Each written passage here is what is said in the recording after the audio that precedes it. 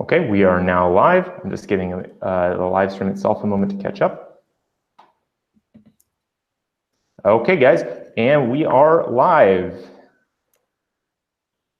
Okay, so we're going to go ahead and get started. Hello to everybody, to the Sesameseed community, and hello to the SteemMonsters and Splinterlands community. I'm really happy here to go ahead and welcome Matt and Agrode to step in here and give us an introduction to Splinterlands and its introduction onto SEEDGerminator. So with further ado, my name is Julian Brabon. I'm CEO, co-founder of Sesameseed. We're a blockchain community seeking to provide fair and transparent representation in distributed governance. And I'm here with Matt and Agrode. Would you guys care to introduce yourselves? Sure, I can jump in. So my name is Matt Rosen. I go by @YabbaPMatt on Steem and Telegram and Discord. And I'm the co-founder and CTO of Splinterlands / SteemMonsters. So, I mean, I started learning computer programming when I was about 9 or 10 years old, just because I wanted to make my own computer games. So I've pretty much been a player of games and a developer my entire life. I did professional game programming for, startups and larger companies. I ran game systems that had hundreds of thousands of daily players. And I've always, this whole time wanted to make my own game. I even had made some of my own games, like one on Facebook in the past that, I never had the money to market or really grow. And so once I kind of, learned about cryptocurrency and more specifically what you could do with digital assets, I was like, yeah, I just got to make a card game like Magic or Hearthstone, where it's on a blockchain and the cards are digital assets. And so, long story short, here's where we are. Very cool. And I'm Agrode. So I'm a PhD chemist. So it's sort of a bizarre profession to come from. I was a professor of chemistry for a while, and my students started doing really well using some of the software that I was working with, and I saw my grades go up substantially. And so the big publishing companies that I was working with, they said, "Hey, why don't you start telling other professors about this?" So I went from just a professor teaching a whole bunch of students in a college to working with professors all over the country to get them to start learning about complicated software and helping them make smart decisions about what's going to enable their students. And surprisingly, chemistry and blockchain are giant, fairly complicated systems that usually takes a fair amount of education to grasp. The chemistry background and now a sales background have been really helpful in terms of trying to work with the people that we're interfacing with to explain what is blockchain, how can it help you, how does that tie into this game, and so where I come with a sales background and a sort of complicated systems background, and I really think that my job here, in the grand scheme of things, I think Matt's here to go interface with all of the silicon chips, and I'm here to go interface with all the carbon-based life forms. And it's not quite as simple as that, because we certainly have some overlap there, but I'm here, I think of myself as the community developer, and I think of Matt as a software developer, and between the two of us, that's how we grow this whole ecosystem. Awesome.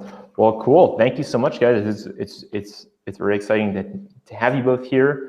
I know that you guys have kind of gone forward and you've built a really strong community on Steem. You guys have been hugely successful there with a lot of active players. And we're seeing you guys now do something very interesting, which is expand onto a whole new blockchain ecosystem. So that's very exciting. I know I'm personally very excited to see SteemMonsters coming to TRON as Splinterlands. So why don't you guys go ahead and give us a bit of a synopsis? Why do the interface with TRON? Let me start by sharing. We have a vision, and the vision is really to go turn this game into the first blockchain esport in the world. We want people streaming this and talking about every single decision. We want them going through details of the card market. We want them talking about good delegation prices. We want, like, literally, we have tournaments that we've built all of this is geared towards how do we mainstream blockchains in general, and blockchain gaming, and specifically esports, and making a whole ecosystem out of this is really the vision. And so so that's where I would start. Matt? Yeah, I mean that's definitely the grand vision of our product. And then as far as why specifically Tron, I mean obviously as you said we used the Steem community and we had great success there to date. But I mean we never planned to just limit ourselves to one community. And kind of an unfortunate thing in the blockchain space is how like so many people are just stuck in their community or their blockchain and won't consider anything outside of that. We look at it that this is a game, and anyone should be able to participate using any cryptocurrencies, and they should be able to trade the tokens on any blockchain, and that shouldn't really matter at the end of the day. So we started with Steem for a number of reasons, including the community there. But then obviously we've been following Tron pretty closely as it's been up and coming over the past year, and it has a big focus on gaming. We love a lot of what they're doing towards practicality, because one of the big things for us, and another reason for choosing Steem initially, was we want this to be very user friendly, right? We don't want this to be something where you have to know how to download MetaMask and trade your Ether and pay gas fees and all that stuff. We want anyone off the streets, never heard of Bitcoin, to be able to come onto the website, create an account, and start playing, earning cryptocurrency, and not really knowing what goes on behind the scenes. So I think Tron overall kind of fits with that mindset and that ideal pretty well. So we're excited to bring the Tron community into the game. Very cool. Yeah, I think that's one of the things that I've noticed myself when I get in there and play the game is it's really so simple. Like you've actually found a way to go ahead and take something such as blockchain gaming and use that as more of a way to emphasize or improve upon your current game system, to go ahead and build out into a community and encourage a lot of participation and a lot of community building around this game, which I think is very unique. I think you guys have been hugely successful at that. So it's fantastic to see that. It's fantastic to see a real-world example or implementation of what a true blockchain game can look like. And I'll say that I'm very excited to see it, and I've had a lot of fun with it myself. We have a secret agenda, which isn't all that secret. We want to onboard as many people into crypto as possible. And the phrase that I've thought of for a while here is come for the game, stay for the life-changing crypto experience. And the idea is that by building a very simple interface, and that really has been the focus of, in particular, our designer. He just is quite talented in making these, making the user experience as simple as possible. And hopefully through that, they're learning about blockchain, they're learning about different aspects of freedom, they're learning about the sort of financial empowerment that blockchain can bring. So underneath that, underneath the intense scrutiny of how user friendly we are, is really a deep desire to see more and more people using blockchain. So you're kind of touching on something that's kind of my personal passion here as well, which is you're incentivizing the community to build itself here at the end of the day. You've created the kind of sandbox for us all to kind of play with and start to interact with. And what you've done is by using the blockchain to build these fair and transparent, open marketplaces, open ability to interact and play against each other and build this whole ecosystem. You've encouraged people to participate in order to build the community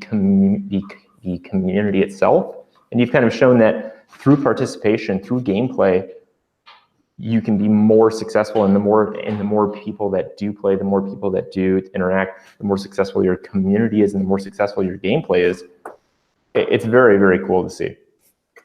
I mean, we're happy because we have one of the highest populations of people playing any blockchain game right now. And they come in our Discords, they're in Telegram with us, they interact with us through Steam posts.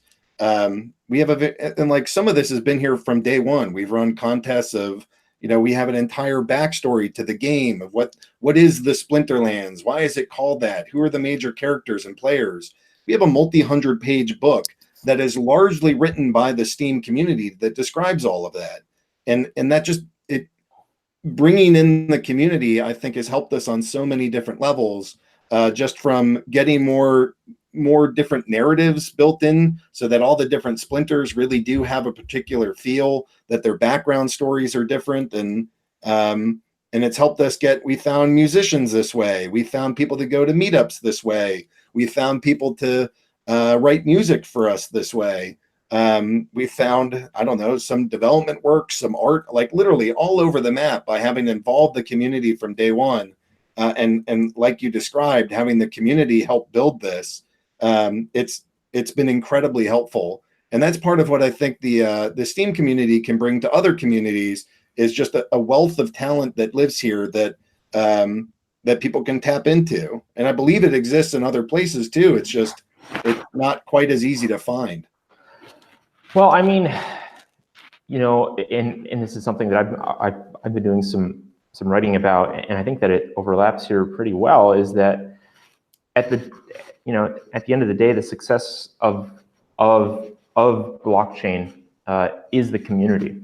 Because at the end of the day, for people to use that cryptocurrency, for people to build on that blockchain, to build on that network, they have to be driven by some force. And blockchains need developers. Blockchains need active community members to succeed. And what you guys have done here is you've galvanized a community to help Steam be very successful through your game. You've built a platform where developers can come in, the community can come in, build, play, and interact. And I think by expanding to additional blockchains, as you guys are, it really helps reinforce that you guys are a Splinterlands SteemMonsters community, and you guys have been very successful at that. So I absolutely applaud that. It's fantastic. Matt, do you want to mention some of the third-party stuff that has happened here, and just give a tangible description of how others have contributed and how we link up? Yeah, we can do that, and then maybe we can get into specifically the markets and the value here, because I think that's on most people's minds. But yeah, one of the things that I was really happy to see is third-party sites kind of being built around the game. The largest and most popular is called PeakMonsters, PEAK. At peakmonsters.com. And so they have, it's a decentralized marketplace. And so the fact that PeakMonsters is running their own market helps to really show that that's the case. So, you could either buy and sell cards through splinterlands.io or steemmonsters.com, which is run by us, or you could go to peakmonsters.com and purchase or sell cards through their marketplace, and they take a fee for that also. And then it's totally open for any third party to build any marketplace that they want for SteemMonsters cards and Splinterlands cards. So, that's one thing I really like to see. They also have like a blockchain explorer, so you can see all the activities that are happening specifically for the game in kind of a nice format.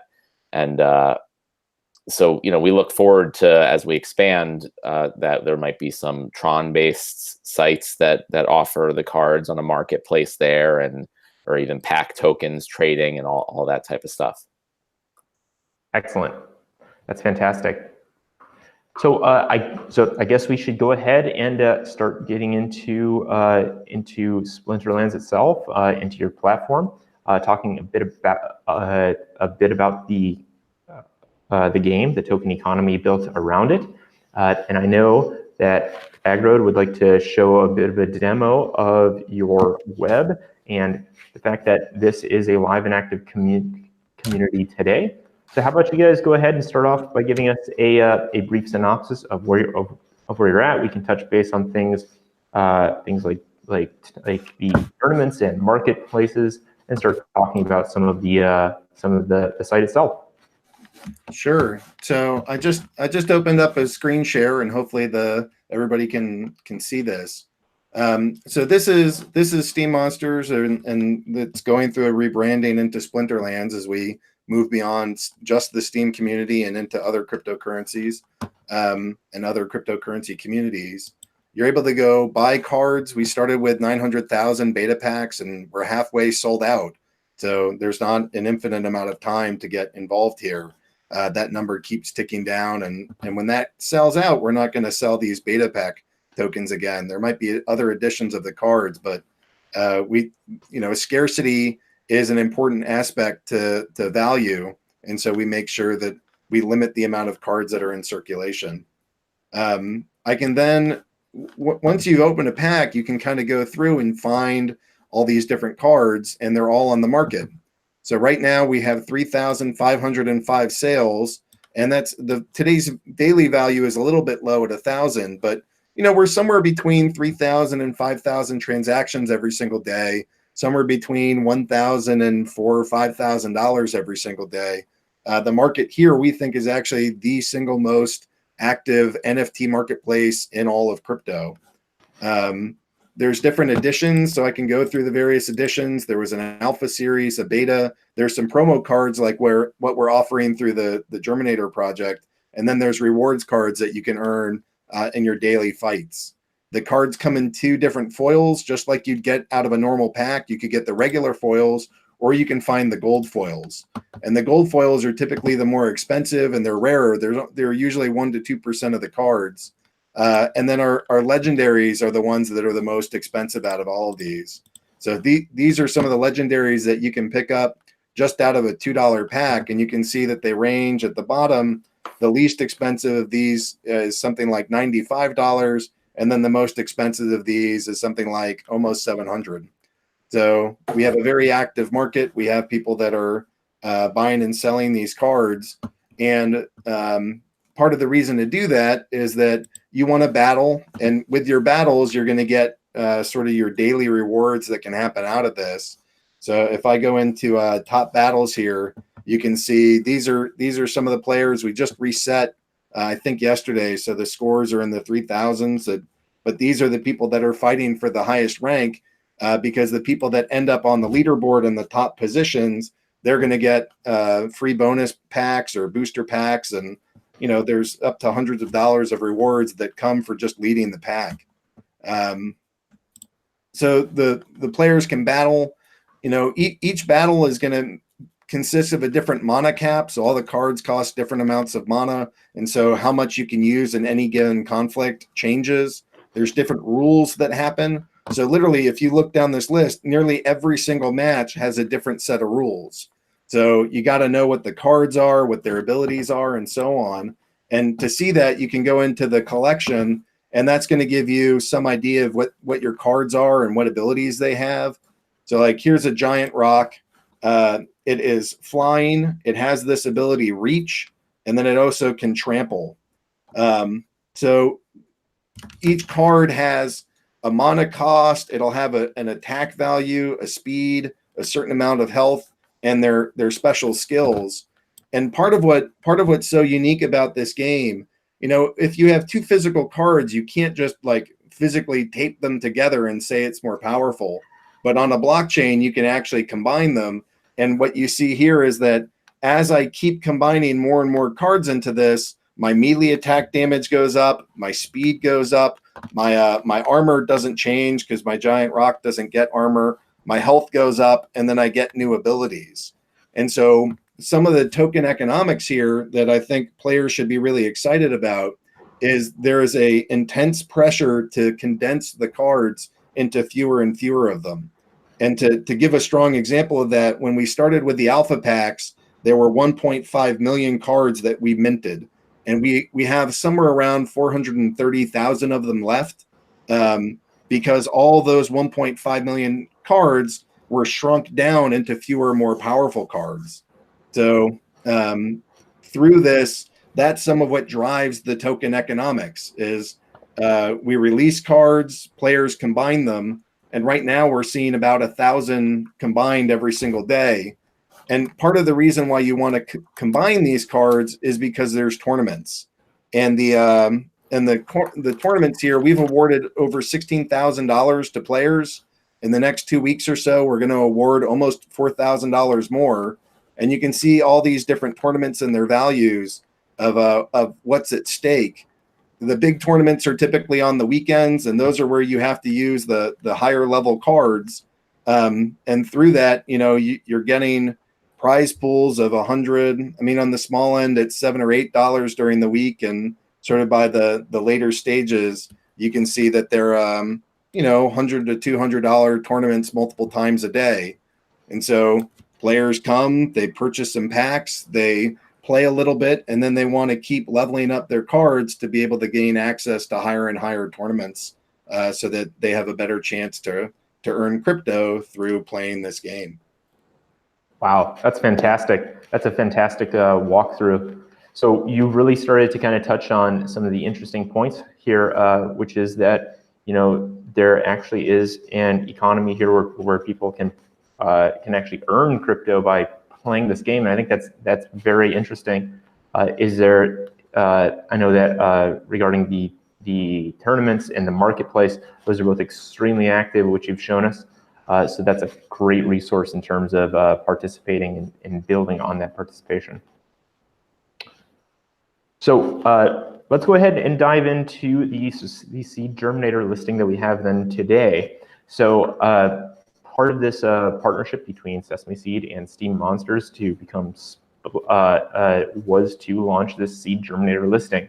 So this is obviously a phenomenal discount or deal to kind of get into this platform to take part in these beta cards, as well as some additional promotional cards. Matt, do you want to give us a bit of an overview of what we're looking at now in terms of the SEEDGerminator listing itself? Yeah, sure. I mean, so basically, it's the chance to get in like really early into an already launched project. So you're not investing into something that may or may not happen. Obviously, the game's here. We have a large community, and our goal, which we think is very achievable, is to grow the player base by 10x over the next 12 to 24 months. And that's still relatively small in the scheme of things, but would be just fantastically large for a blockchain game. And the cards, like Agrod said, they are limited in supply. So while we'll probably sell additional kind of sets of cards in the future, they will all be different cards. And they won't necessarily be as good or valuable as the early editions that we're selling now. I mean, it's exactly the same as something like Magic the Gathering, cards in the alpha and beta versions. And so with the SEEDGerminator campaign, you have the opportunity to get regular beta booster packs, which Agrod showed are a little over half sold out already. You can potentially get those at a pretty good discount.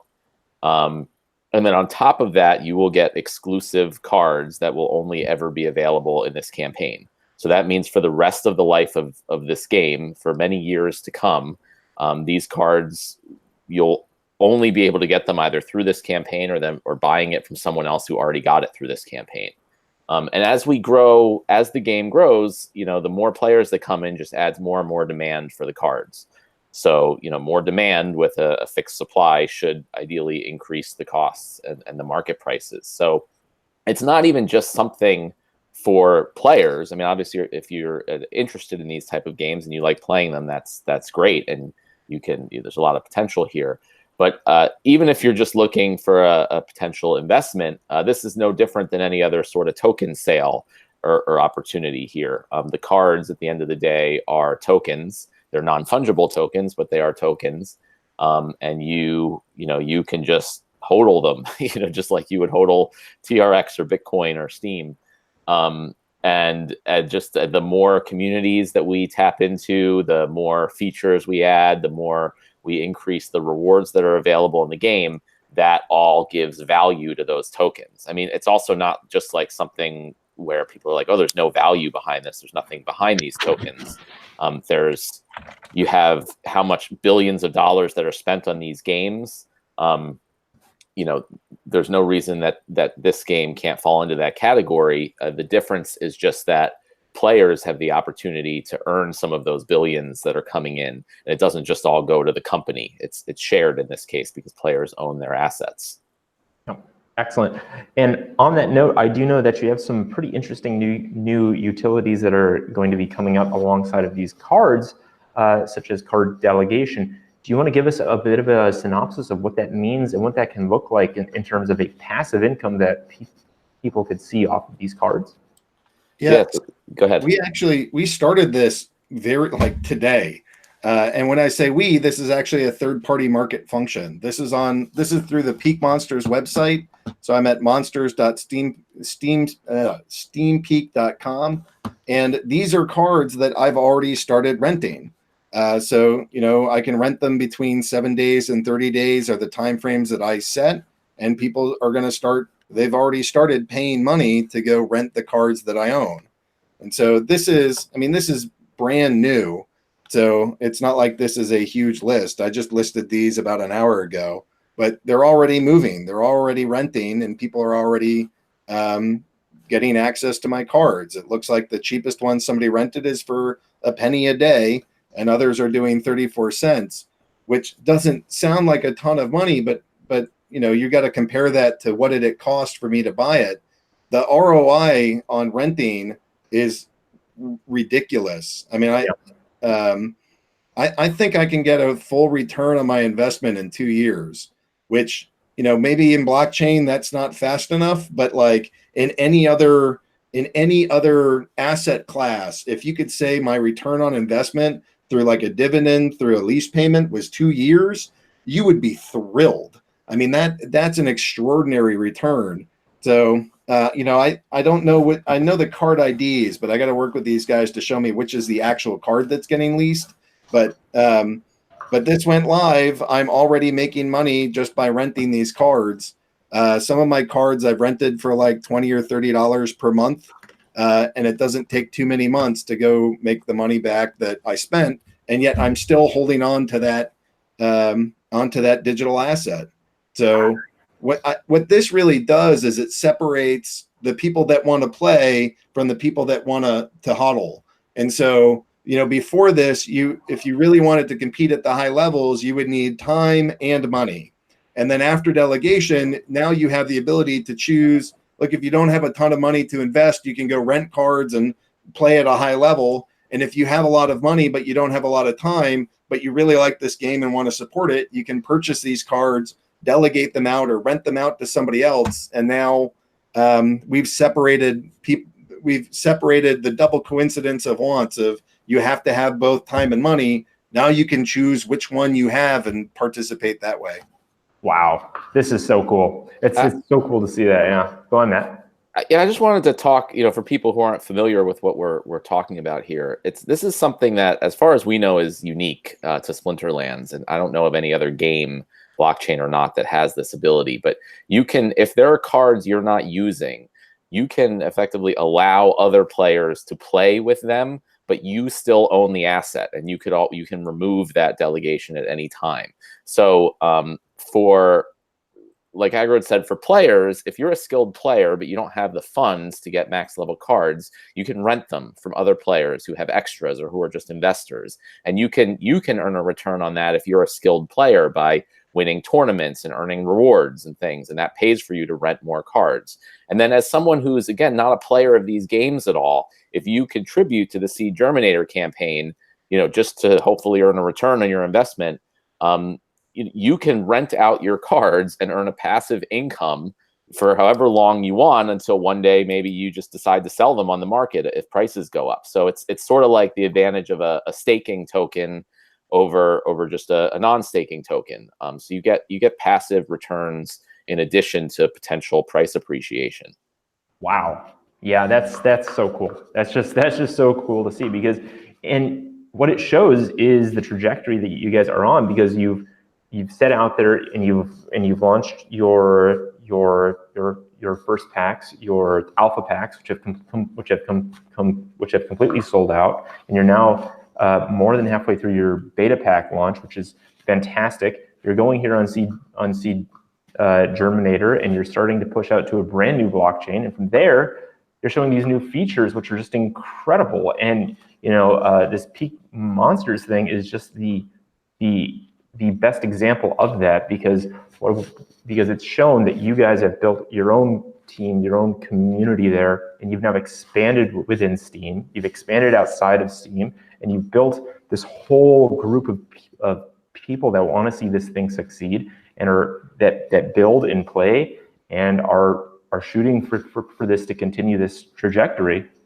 So it's been a fantastic story so far. Can you guys tell me a little bit, or tell us a bit about where this goes next? We can talk about guilds, mobile. I think there's some very interesting new features coming up. I know a lot's in the works. When do you guys want to touch on that? Yeah, let me jump in. So we kind of have two high-level focuses that we have. One is to grow the player base, and the other is to improve the product. And both of those, the end result of those should be to increase the market price of cards, because that was what makes us successful, and that is what makes all our players and all our investors and participants feel successful. So it's cool that we're kind of all aligned on that goal. So a few things that we have coming up. You mentioned guilds. So that's just a really important concept for most games, and it really helps increase player retention. So it'll allow players to group into guilds that will be able to have guild wars against other guilds, and they'll be able to do things like burn cards or potentially spend money to improve their guild and earn rewards that way. In addition to guilds, and that's a product improvement item.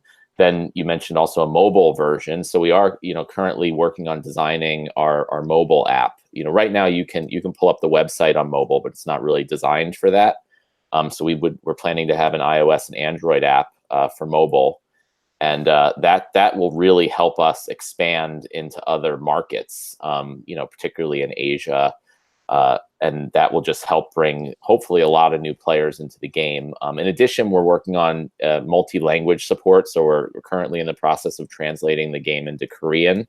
And once that's done, it'll be much quicker to do other languages. So all that, is the idea is bring as many people into the game as we possibly can. And that just creates more and more demand for this limited supply of cards. And as the tournament prizes will hopefully be going up and up and up in the future. We hope to have, $100,000 tournament one day. And that basically puts $100,000 of value, additional value behind the cards, because, people will want to spend even more on the cards to have a better shot at winning those tournaments. So that's we have a whole bunch of other things. I mean, we work fast also. So we don't mess around. So we plan to have all this stuff out, plus more, this year, definitely, if not in the next few months. And again, it's just all literally focused around increasing the value and utility of the cards. Excellent. Yeah, so obviously, that's why we're here. We're working here together. We're here to support you. We're here to expose you to our community, because we see that we share a lot of the same values in blockchain. So can we talk a bit about some of these tournaments? I know that you guys have some kind of more interesting or exclusive things set aside specifically for these SEEDGerminator or seed token related things. Do we want to touch a bit about that? Yeah, about tournament rewards specifically. Yeah, let's go ahead and touch base on some of these tournament rewards specifically. Yeah. Yeah. So right now, the coolest thing about our tournament system, I think, is that anyone is able to go and sponsor their own tournament. Right? There's a $2 fee, which is just to prevent spam. But other than that, literally anyone can make a tournament and offer whatever they want as prizes, which again, just gives more to our player base that they can then win, and gives more value to the cards, which is good for everyone. So So currently, since we are primarily on Steam right now, there's Steem and Steem dollar cryptocurrencies can be won in tournaments, and then people can make tournaments with custom prizes. So as an example, the jewelry company Mene, someone from there sponsored a tournament where they put up a gift card that you could win, and they manually sent that out to the winner at the end of the tournament. But obviously now that we're integrating with Tron, TRX, in addition to any TRC10 token, will now be available for tournament entry fees and tournament prizes automatically. So you'll be able to link your Tron wallet up with your game account and then enter in tournaments, and you could potentially win SEED tokens as a prize, which will just be automatically transferred to your wallet when the tournament's over. Yeah, I think one of the unsung best parts of why people ask us why blockchain, why Steem in particular. You know, one of the things, like if I hosted just a fiat-based thing, trying to figure out how to get money to everybody after a tournament would actually be really hard and challenging. You know, we'd be having to store all of this like personal information. You know, here we just need some wallet addresses, and then it can automatically all send out. And it takes, you know, the tournament's over, and 3 seconds later or 10 seconds later, everybody's been paid out, and it's all automatic. And I think people don't talk about how easy it is to distribute money through blockchain, but I actually think that's one of the main selling points, especially when you're working with chains that have very low block times. So, you know, Steem is a 3-second block. So within, you know, 3 to maybe at most 12 seconds, we've sent out all the tournament rewards after a tournament's completed. And that players seem to appreciate immediately seeing all of their prizes show up in their wallet. Awesome. That's fantastic, guys. It sounds like a very exciting opportunity to get in now as you guys are on this fantastic trajectory. I know we've been going here for about a bit over 30 minutes now. I know the community is probably dying to ask a lot of questions here, and I have some here to get us started. So I'm going to go ahead and start jumping on those. If you're out there in the chat, feel free to go on ahead and post some questions there, and I'm going to go ahead and scroll through and pitch these to you guys if you don't mind. Yeah, go ahead. Great. So the first one that I have here is, will I need to buy Steem in order to play the Splinterlands game? Oh, that's a good question. So no, definitely not. And that's important as we expand to other blockchain communities. Steem does require staked Steem for some transaction fees, but we are able to provide that to new accounts that are created through the game, so they effectively don't have to worry about anything, and it's all handled behind the scenes. And then as we support more currencies, like now with Tron, you'll be able to pay for everything in the very near future that you need using TRX and potentially other TRC10 tokens. Okay, excellent. That's fantastic. Thank you. I've got one more here. Do the purchases made through SEEDGerminator count towards Maverick status? And perhaps you can give us a bit of a concept of what the Maverick status is for the Seed, Sesameseed, and Tron community. Yeah, why don't I'll answer the first part and Matt can answer the second. Social status is pretty important to social groups, and we created a social status. Anybody that has purchased 500 packs is eligible to receive the rank or the status in our Discord group called Maverick. And the Mavericks actually, they get some financial incentive to do this too. We have 400,000 Steem power that lives on the SteemMonsters account. And because of the way that the social blockchain works, you can write an article, and anybody that's writing an article about SteemMonsters will get an upvote from us. And it ranges from a couple cents to somewhere under $1 or so. Kind of depends on who else is using this. But the Mavericks get a larger vote. And so it's a little bit of social status. It's a little bit of a faster interaction with us as the developers. There's a financial reward for having done it. And it usually just comes down to have you purchased 500 packs. And I think when we release in the future, we're going to have an in-game currency. It's going to be called dark energy crystals. You'll be able to win an in-game currency with every single match that you win. And I'm hoping to go build in some of how the players that have really been at the core of this game, the hardcores, the people that have bought 500 packs, they're the most passionate advocates we have for this game. It's my hope that we'll be able to go build in some rewards for people that have achieved that status. So, Matt, will the cards that they purchase through Tron also count towards Maverick status? Yeah, I mean, definitely. Well, even if it doesn't happen automatically, technically, we can manually set that up, because, like you said, it's just for the people who are kind of the most passionate and have really put a significant investment into the game. We just want to recognize that. Awesome. That's fantastic, guys. Thank you so much. I did see a question come in here from Christoph. He had asked this before I saw it, and he was asking, so who actually designed the game rules of Splinterlands? How are these all designed and set up? Yeah, I mean, go ahead. It is a combination, right? So I launched a game on Kickstarter back in 2014. And it was a card game. So that's where I started. And then I wanted to make another game, and I built some card assets for it. And I had a little, an idea of, look, we're going to have summoners and we're going to have monsters. The summoners will summon the monsters will fight. And I had some basic mechanics of how I wanted it to work, but it was a little bit too complicated to manage on paper. So when Matt said, hey, I want to go build a game, I said, dude, I have all this art. I got like an entire storyline. I have all this stuff. And it had some of the card basics, but then Matt helped really transition that into the blockchain. Great.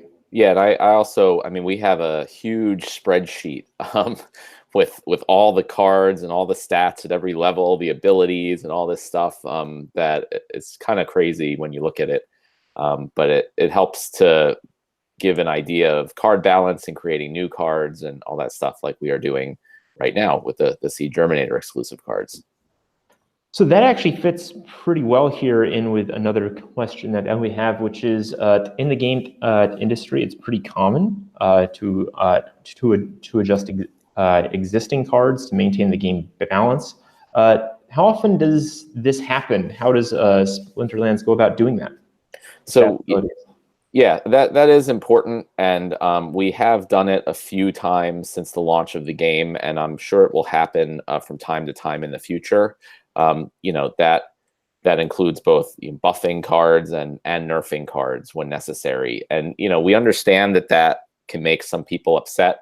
But overall, the most important thing is not the value of any one particular card. The most important thing is the overall fun of the game.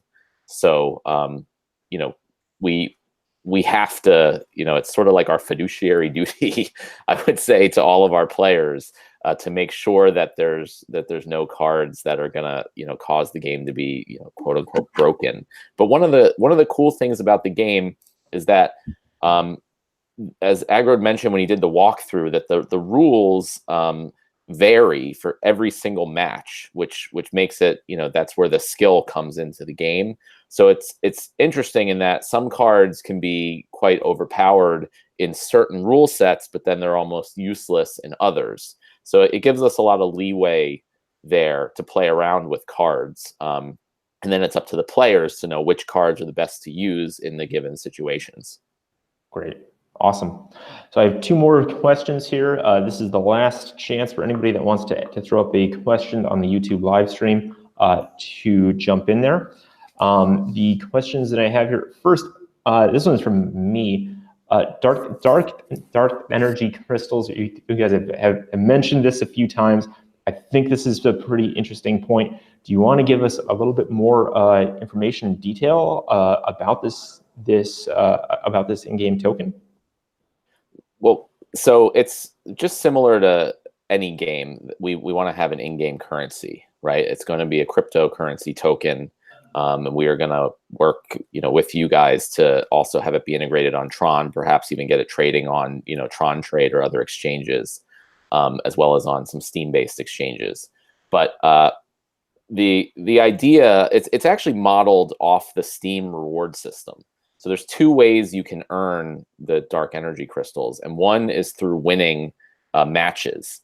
And it's basically, you know, the higher your rating is, you know, the more skilled player you are, the better cards you have, the more you will be able to win for each win you have. And there's a reward pool, so it's like capped. There's X amount of tokens available every day, and you know, the more you play and the more you win, and the higher your rating, the more you get. And then the second way you can get them is by burning cards, right? Which again reduces the card supply. So it'll put downward pressure on the card supply, which should also help prices. And then the flip side of that is what you can do with them. And we're not giving away too much information right now, but we have a whole long list of neat things you'll be able to do with the dark energy crystals. You know, from new in-game items to, you know, different things with the guild system that we're working on, all sorts of stuff, even potentially buying upvotes for posts on the Steem blockchain. So the utility behind the dark energy crystals is really important, and we think there's going to be a huge demand for them right out of the gate, again, against a limited supply. Yeah, and I think to build a good economy in which you can trade, as you said, Tron does offer a lot of interesting exchanges and dexes that are out there. So you could see a really cool cross-chain token economy built out around this DEC token. I think that's a fantastic way to continue rewarding and engaging your community cross-chain. There's a ton of potential there. So that's. And I want to add one more thing, is that you know, the current beta cards that are available through the SEEDGerminator campaign and the reward card, the exclusive cards, they will be able to be burned for more dark energy crystals than cards that are released in the future. So they will be, that sort of puts a floor on their value. Like they'll never really go below a certain value, because you could just, instead of selling them at that point, burn them for the dark energy crystals, which again, we anticipate there will be significant demand for. Well, that's great. And this is a good intro into the other question that we have here, which is about seed cards themselves. Can you give us some of the details about the seed cards that are coming along with this SEEDGerminator listing? Sure. They're going to be 4 cards, one common, one rare, one epic, and one legendary. And they will each have regular and gold foil versions. The gold foil are the much more, you know, rare versions of them, which typically fetch a lot higher prices. And again, as we mentioned earlier, you know, we will never ever sell or release these cards outside of the SEEDGerminator campaigns. They're specifically going to be very, very powerful and desirable. So we already released the stats for the Red Dragon card, which has a number of unique features, which we can talk about if we have time. Sure. And then we also have a second card stats to release on this call, if you're up for that. Cool. Yeah, that's great. Let's go ahead and do that. If we can go ahead and touch base on stats, I think that's great. I have one last question, and then we can take it from there. Sounds good. Do you want to tell them what the stats are? Oh, Matt? sorry. I thought we were doing one last question. No, go ahead, and then I'll do the last one. Sorry. Yeah. So are you able to post the link to the card, or maybe Agrod, if you can do a screen share? I guess I was just looking for the card details. I don't have it right in front of me. Okay. Well, let me talk about it. So it's the we're going to release the stats for the Dragonling Bowman card, which is the rare exclusive card that we'll be releasing. So, you know, as you can probably guess, he's a ranged attack monster, given he has a bow and arrow. And he's going to be the first and only card in the game that has the sneak ability with ranged attack. And, so, you know, there's one card, which was from our previous crowdfunding campaign on Kickstarter, that has the sneak ability with magic attack, and Dragonling Bowman will be the first with ranged attack. So he'll be a 4 mana cost card, and at level 8, which is the max level, he'll have 3 ranged attack. he'll have the sneak ability, meaning he attacks the monster at the end of your opponent's lineup rather than the first. And he will also have piercing, which will allow him to, to pierce through any armor that the target has. So one of the good and powerful things is, since this is a Dragon Splinter card, Dragon Splinter it can work with any other Splinter in the game. So now you'll be able to actually have a team with up to 3 monsters that have the sneak ability, and really just pile it on to the back of your opponent's lineup there, which again has never been possible until these cards are released. So in addition to the Red Dragon, we're pretty excited for this one. So I got it on screen now, so hopefully you guys are able to see it. Mana cost of 4, range attack of 3, speed of 3, health of 6. There's your sneak, and there's your piercing. So this is the Dragonland Bowman that we're talking about. And then I also have this is the Red Dragon card. This is from our SteemMonsters post. It's an 8 mana cost card. This is the first card that literally has 2 attacks. So there's a magic attack and a melee attack that's associated with this card. And there's no other card that has that. It's a speed of 2 and a massive health of 11. It's flying, it has healing, and this is a new ability. Do you want to go talk about that, Matt? Yeah. So the ability is called Return Fire, and it's effectively the same as Magic Reflect is to Magic. Return Fire is to a ranged attack. So it means whenever the Red Dragon is hit with a ranged attack, it will return some of the damage back to the attacker, which again had never been available before this card. So all the ranged attack cards need to worry a little bit, because they're going to be taking some damage back when they hit him. Wow. So there's some good powerhouse cards that are in these promo series. And again, as people get them, they'll combine them. There's going to be a limited supply of these, and then they're going to be shrunk down into the higher level, more powerful cards. That it's hard to tell people just how unique these game economics are. There's a limited supply, and every day it shrinks. Like every day, there's 1,000 beta cards that are shrunk down. At some point you can't shrink them anymore because we've run out of circulation for them. And literally this is like the campaign is the only time to get these powerful cards. They're going to be condensed. And when you have a finite supply, they're condensed, and a growing player base. I mean, what do you think is going to happen to the price? So we would encourage we've seen some of the SteemMonsters and Splinterlands fans come in early. I'm hoping that we'll see sort of a bigger rush still, where people realize just how awesome of an opportunity this is. Yeah, I mean, this is a fantastic opportunity to get into your point. I know that we did reach your soft cap within the first 20 minutes of listing this. We are well on our way to our hard cap, so that's fantastic. This is a huge opportunity to jump in, and I'm pretty excited about that. So this brings us to our last question that I have here, and that's that we're seeing these contributions coming in. When can contributors expect to receive the pack as tokens in their wallet to redeem these cards? Yeah, I mean, we're gonna get them their tokens as soon as possible after the campaign ends. So, I guess I might ask you that question, since you've run these campaigns before. But literally, as soon as you give us the go ahead, we plan to be ready. I've been working on this, since we made the announcement. It's actually almost ready for testing, and we will definitely be ready to give out the tokens as soon as you say the word. Great, that's fantastic. Yep, I know we're very rapidly approaching that, and we'll be able to get these tokens out into players as soon as possible, so people can start enjoying this game quickly. So that's great. Excellent. To close this one out there, guys, I really do appreciate all of the questions from the YouTube chat, from those that did submit them online. This was fantastic. This kind of brings us to our last kind of closing bits here.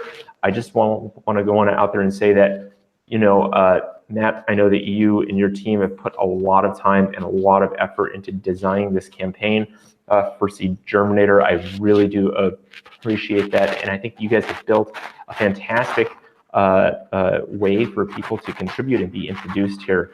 You put up very strong incentives for both TRON TRON investment as well as for seed investment, which allows people to jump in and start to play this right away. I think that it's going to really build the community monsters or Splinterlands on your side, so we can see a lot more of these tournaments coming up, seeing a lot more people starting to play, to interact on your marketplace, to earning these dark crystals, as well as leasing or renting out cards, which is all fantastic. So that's great to see. You know, I see this as a huge opportunity, and I'm really excited to seeing it there on SEEDGerminator. So I want to thank you guys for putting together such a competitive listing. That's kind of my last piece there. Do you guys have anything you want to add? Yeah, I can. I also want to say thank you guys for the opportunity to be involved in your program and talk to your community. One thing I just want to say is we ran a Kickstarter campaign back in September, and this was before the actual gameplay was launched. And I think the feedback we heard was that people were, at the end of the day, very sorry that they hadn't participated, or they hadn't participated more. And you know, it's probably a lot on us to have not marketed it appropriately or communicated, you know, the value that was there, as those cards are pretty valuable right now. So, you know, when you mentioned our campaign on SEEDGerminator got to the soft cap in about 20 minutes, my guess is that was a lot of the existing SteemMonsters and Splinterlands community that didn't want to miss out a second time and were just piling in. So, you know, the point of this AMA, and we're always available to talk at any time on Telegram or Discord, is to really reach out to the Sesameseed and TRON community and make sure that you guys understand the opportunity that is being presented here, because it's not going to be offered again after this. Yeah, no, I think you're absolutely right. This is a great opportunity. Thank you guys so much for taking the time to step in, to spend some time with Sesameseed and the Sesameseed community. And from here, you're going to see that continued support. You're going to see us continuing to talk to our people. I appreciate you coming into all of our channels to help educate them on Splinterlands. And I think this is a great opportunity for us to move forward together and support this game. So it's great. Rock on. Thank you for your time. All right. Thank you guys so much. All right. Thank you to everyone watching. Yeah. See you in the Splinterlands, guys.